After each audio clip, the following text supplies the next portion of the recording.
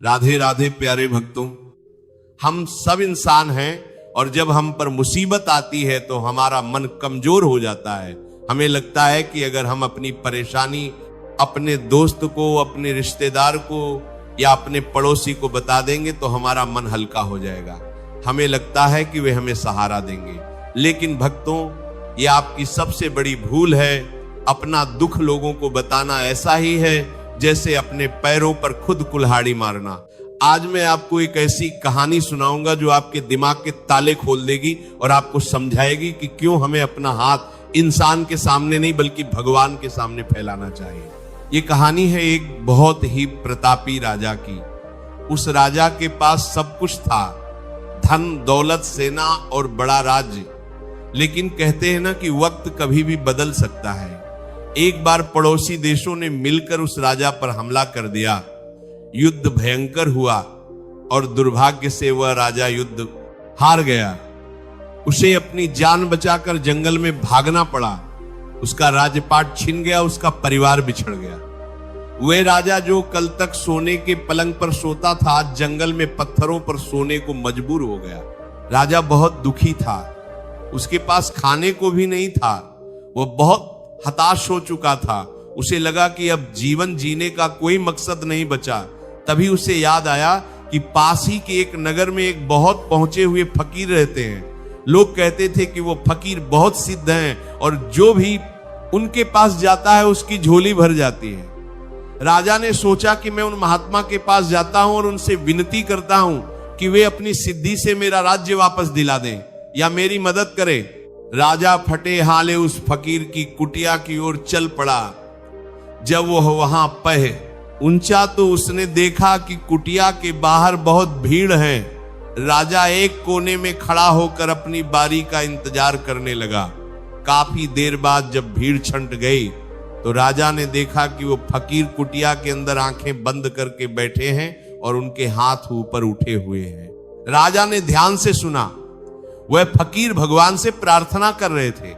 फकीर कह रहे थे कि हे मेरे मालिक, आज आश्रम में भोजन नहीं, कृपया भोजन की व्यवस्था कर दे। हे प्रभु, अमुक भक्त बीमार है, उसे ठीक कर दे। हे ईश्वर, मुझे अपनी भक्ति दे और मेरा ख्याल रखती। वह फकीर बड़ी दीनता से गिड़गिड़ाकर भगवान से मांग रहे थे। राजा ये सब देख रहा था। जैसे ही फकीर की प्रार्थना खत्म हुई, उन्होंने आंखें खोली और राजा को देखा। फकीर ने पूछा कि भाई तुम कौन हो और यहां किस लिए आए हो? बताओ तुम्हें क्या चाहिए, मैं तुम्हारी क्या मदद कर सकता हूं? राजा कुछ पल चुप रहा। फिर उसने फकीर को प्रणाम किया और कहा कि महाराज, मैं यहां आपसे कुछ मांगने आया था, लेकिन अब मैं वापस जा रहा हूं। मुझे अब आपसे कुछ नहीं चाहिए। फकीर हैरान हो गए। उन्होंने पूछा कि अरे तुम इतनी दूर से आए हो और बिना मांगे वापस जा रहे हो, आखिर बात क्या है? तब राजा ने जो जवाब दिया वह मेरे प्यारे भक्तों हम सबके लिए एक बहुत बड़ा सबक है। राजा ने कहा कि महाराज, मैंने अभी देखा कि आप खुद उस परमात्मा से मांग रहे थे। आप खुद भिखारी बनकर उस ईश्वर के सामने हाथ फैला रहे थे। तो मैंने सोचा कि अगर मुझे मांगना ही है तो मैं उस भिखारी से क्यों मांगूं जो खुद मांग रहा है। मैं सीधे उसी से क्यों न मांग लूं जो सबको देता है और जिससे आप भी मांग रहे हैं। जो खुद मोहताज है वह मेरी मदद क्या करेगा। मैं दासों के दास से नहीं बल्कि राजाओं के राजा उस परमात्मा से मांगूंगा। राजा वहां से चला गया और उसने जंगल में जाकर ईश्वर की तपस्या की और अपना आत्मबल जगाया। और कुछ ही समय बाद उसने अपनी खोई हुई शक्ति वापस पाई और अपना राज्य दोबारा जीत लिया। भक्तों, ये कहानी हमें सिखाती है कि ये पूरी दुनिया भिखारियों की बस्ती है। यहाँ हर इंसान दुखी है। हर इंसान के जीवन में कोई न कोई कमी है। कोई धन के लिए रो रहा है, कोई सेहत के लिए रो रहा है, तो कोई औलाद के लिए रो रहा है।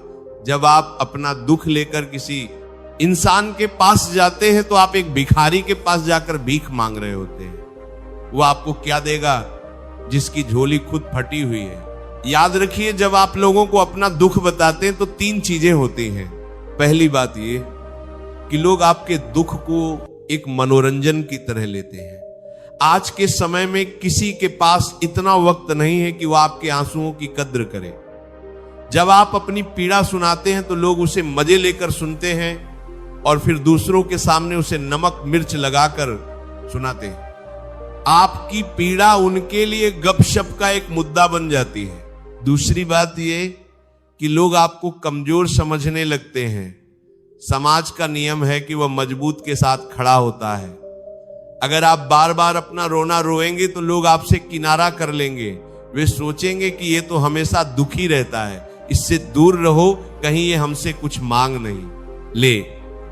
आपकी इज्जत कम हो जाएगी। लोग आपको बेचारा कहकर बुलाएंगे और बेचारा बनना किसी भी स्वाभिमानी इंसान को शोभा नहीं देता। तीसरी और सबसे महत्वपूर्ण बात यह है कि अपना दुख बताने से दुख कम नहीं होता बल्कि और बढ़ जाता है। जब आप बार बार अपनी परेशानी को शब्दों में बोलते हैं तो आप उस नकारात्मक ऊर्जा को और ज्यादा शक्ति दे रहे होते हैं। आप जितनी बार उस कहानी को सुनाएंगे वह घाव उतना ही गहरा होता जाएगा। पुराने जमाने में लोग कहते थे कि अपने घर का भेदी लंका ढाए। जब आप अपने मन के राज और अपनी कमजोरियां दूसरों को बता देते हैं तो आप उन्हें वह हथियार थमा देते हैं जिससे वे भविष्य में आपको चोट पहुंचा सकते हैं। जिसे आज आप अपना सबसे करीबी दोस्त मानकर सब कुछ बता रहे हैं, क्या पता कल वो आपका दुश्मन बन जाए, तब आपकी वही कमजोरियां आपके खिलाफ इस्तेमाल की जाएंगी। तो फिर सवाल ये उठता है कि इंसान आखिर जाए तो जाए कहां? क्या घुट घुट कर मर जाए? नहीं, आपको अपना दुख साझा करना है, लेकिन सही जगह पर। अपना दुख केवल 2 जगहों पर साझा करो। पहला, खुद के साथ एकांत में बैठो और खुद से बात करो। अपने आप से पूछो कि जो समस्या आई है उसका समाधान क्या है। रोने से समस्या हल नहीं होगी। ठंडे दिमाग से सोचो कि मैं इस मुसीबत से कैसे निकल सकता हूं। जब आप खुद से बात करेंगे तो आपको अपनी अंतरात्मा से जवाब मिलेगा। आपकी अंतरात्मा ईश्वर का ही स्वरूप है। और दूसरा, उस परम पिता परमात्मा के साथ जब रात को दुनिया सो जाए तो सामरिया की तस्वीर के सामने बैठ जाओ और वहां जी भर के रो लो। उसे अपनी सारी व्यथा सुना दो। उसे बताओ कि प्रभु मैं टूट गया हूं, मुझे संभाल लो।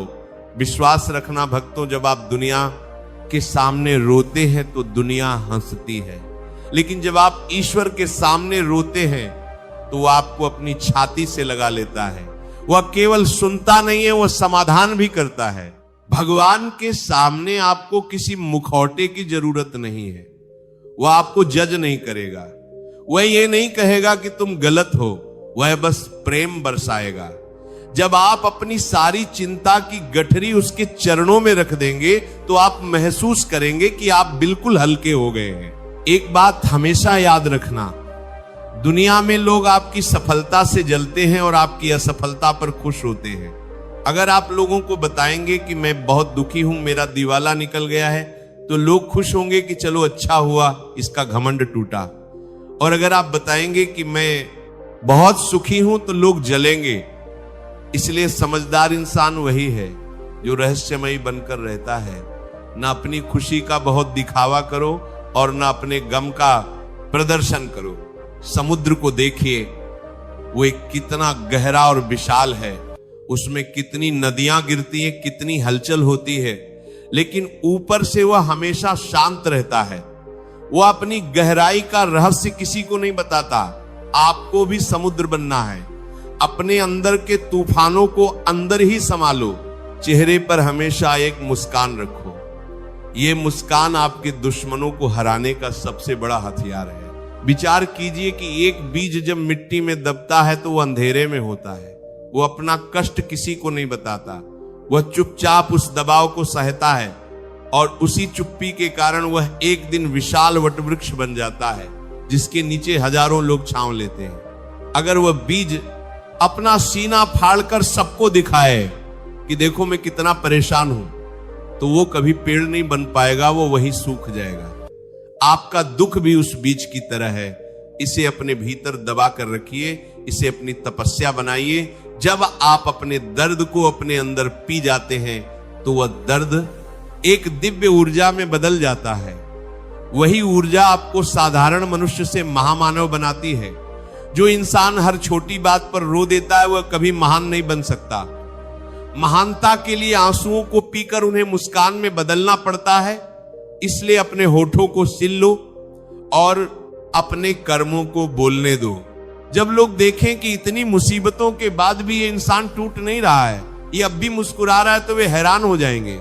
वे आपकी हिम्मत का लोहा मान लेंगे। आपकी चुप्पी और आपकी मुस्कान लोगों को वे जवाब देगी जो आपके शब्द कभी नहीं दे सकते। अपने आंसुओं को बहुत कीमती बनाओ। इन्हें हर किसी के लिए मत बहाओ। ये मोती हैं, इन्हें सिर्फ उस बांके बिहारी के चरणों में अर्पित करो। वहां एक एक आंसू का मोल है। आज से एक संकल्प लो, हम हमदर्दी के भिखारी नहीं बनेंगे। हम किसी के सामने हाथ नहीं फैलाएंगे। जो भी चाहिए उस ऊपर वाले से मांगेंगे। अगर उसने दुख दिया है तो सुख भी वही देगा, और अगर वो परीक्षा ले रहा है तो पास भी वही कराएगा।